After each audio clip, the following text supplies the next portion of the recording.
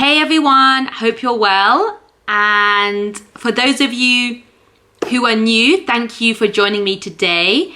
And for those of you who are not new, thanks for coming back to my channel. So today we're gonna start with some phrasal verbs. I'm gonna get a Phrasal Verb Friday going every Friday. So I can't wait to start that with you guys. Okay, so today, Phrasal Verb Friday, we're gonna be looking at two phrasal verbs, take on and take off. And we can use these in many different ways, many different contexts. So I'm hoping today to break it down for you, make it simple, give you some examples as well. So let's begin.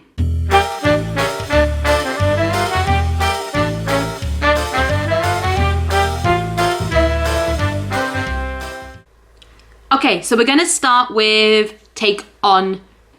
So the first meaning of to take on is to take on something difficult, like a responsibility, a challenge, a task, something at work.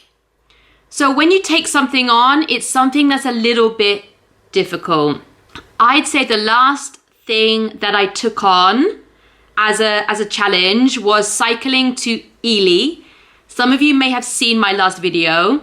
So I love cycling, I do it a lot, but I don't cycle really long distances. So for me, I'd say I took on a fairly big challenge because by the end I was destroyed, like super tired, and my legs are still slightly hurting now. Maybe that means I need to do more exercise, probably yes, but that was something I took on. I'd say the greatest challenge I ever took on in my life was when I moved to Italy, because I moved country, city, I changed job, I changed language. So that for me was a huge thing. So I took it on and I'm so glad I did because I got to live in Italy. Obviously, don't take on too many things in your life, too many challenges and tasks, responsibilities, etc. because probably it's going to be really, really difficult and you're going to feel overwhelmed, extremely tired. So it's not good to take on too much at once. Okay, the second way in which we can use it is to talk about employing staff. So when a company is looking for new staff to hire, they take on staff. So some companies, big companies, are always taking on new staff because they have quite a quick turnover. People are always leaving. So yeah, in this sense, take on means to employ someone. Okay, next we have to take somebody on. Okay, so we can use this to talk about sport or a competition.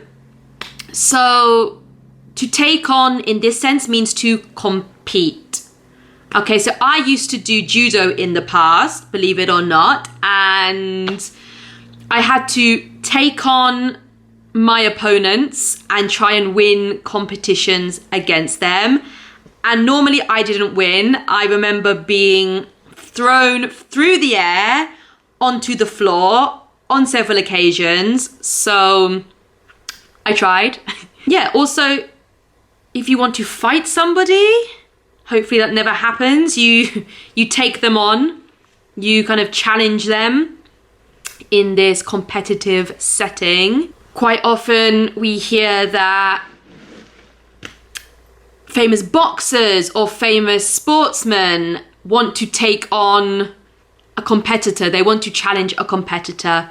Okay, so it's used more in the kind of sporting, physical sense, let's just say.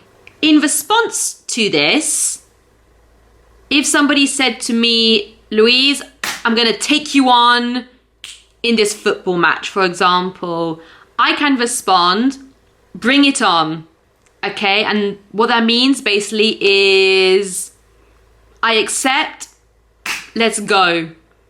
So if anybody ever says to you, can you take on this challenge, take on this person? And if you respond, bring it on, it means yes, you feel confident, you feel sure. It's like, let's do it.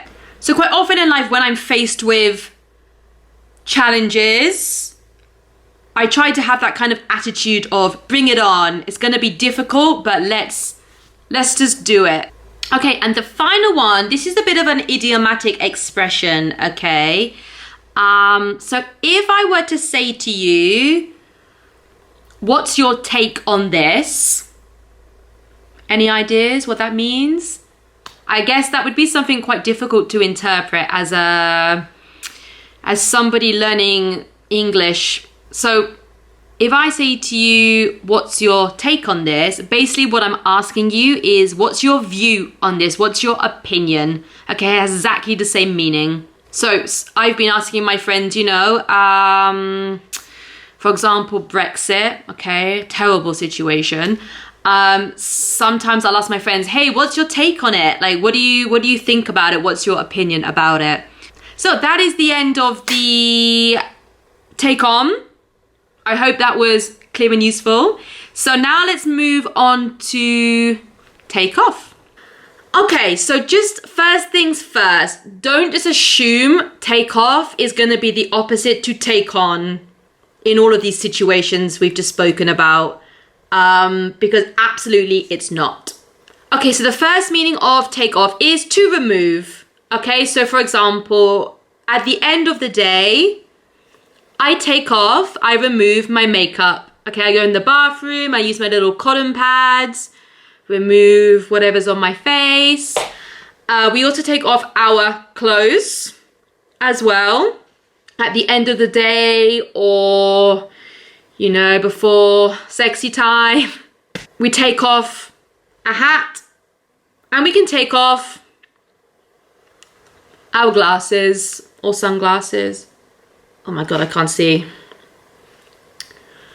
Okay, so those are the things we generally take off, okay? Just means to remove. Okay, the second one, which probably most people know, I imagine, if you travel a lot, is for the aeroplane.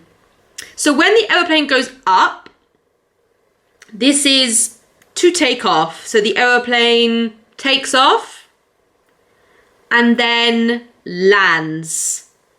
Okay, so when it goes down, it lands. Don't go thinking to land is like take down or something, because lots of people always say this, assuming again it's just going to be the opposite, but it isn't. So take off is when the plane goes up, and land is when the plane goes down.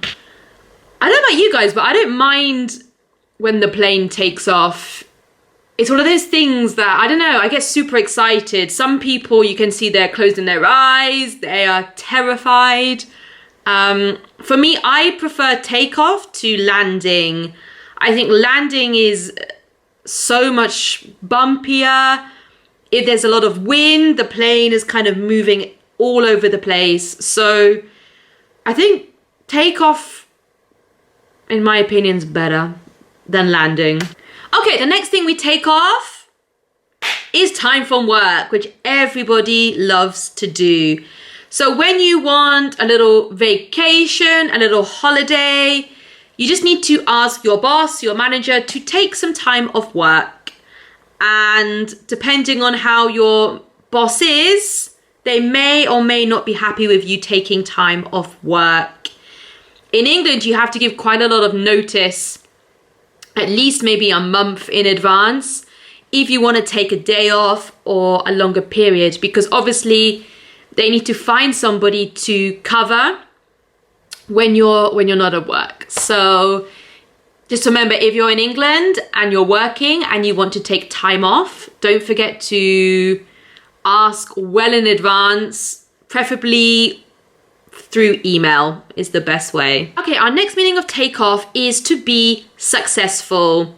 So I'm hoping in the future my YouTube channel really takes off. It really starts to become successful. Some people find that let's say, for example, the singing career or dancing career takes off quite quickly. So they become successful, quite famous very quickly. And then other times, things don't take off so quickly. You need time to build up towards something. So we can also use take off in this meaning. Okay, and the final one I have for you today for take off is to leave without telling anybody. Okay, so this is not such a good thing. I guess if you are at a house party and you're not really enjoying it, but you feel a bit awkward, a bit bad about the situation, and you don't want to speak to the host and tell them you're leaving, you just take off. You just leave without saying goodbye in this situation. So I don't know if it's ever happened to you or if you've ever done it. I've been somewhere before where I've been like, hey, where's that person gone? And everyone like, oh yeah, they took off. I'm like, oh, okay.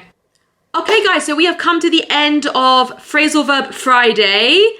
I hope that was helpful for you, and obviously if anything is still a bit unclear or you have any questions at all, please leave me a comment below and I will get back to you as soon as I can. But it's been really fun talking about these phrasal verbs.